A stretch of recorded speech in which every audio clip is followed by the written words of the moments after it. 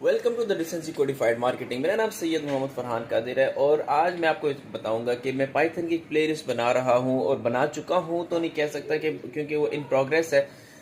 इसमें तकरीबन 15 से ज़्यादा वीडियोस हो चुकी हैं। इसमें हम बेसिकली क्या कर रहे हैं, इसका नाम मैंने प्लेलिस्ट का रखा है टूवर्ड्स प्रैक्टिकल एडवांस पाइथन। वजह क्या है? वजह बड़ी सिंपल और सादी सी है कि प्रैक्टिकल एडवांस पाइथन मैंने इसलिए रखा है इसका नाम कि सब कुछ प्रैक्टिकल ओरिएंटेड है, स्किल ओरिएंटेड है और प्रोजेक्ट बेस्ड है। यानी कि आप जब इसको स्टार्ट करेंगे तो इतना इन डेप्थ और इन डिटेल जाएंगे और डीप डाइव के साथ जाएंगे कि आप पाइथन के साथ कंफर्टेबल हो जाएंगे। और मैं नहीं समझता कि आप जो है इसमें किसी किस्म की परेशानी का शिकार होंगे, क्योंकि मैंने एक एक टॉपिक को इतना डिटेल में कवर किया है कि मेरे हिसाब से मैंने पूरी यूट्यूब को कंसिडर किया है। पूरी यूट्यूब पे इतनी डिटेल में कहीं नहीं किसी ने नहीं किया।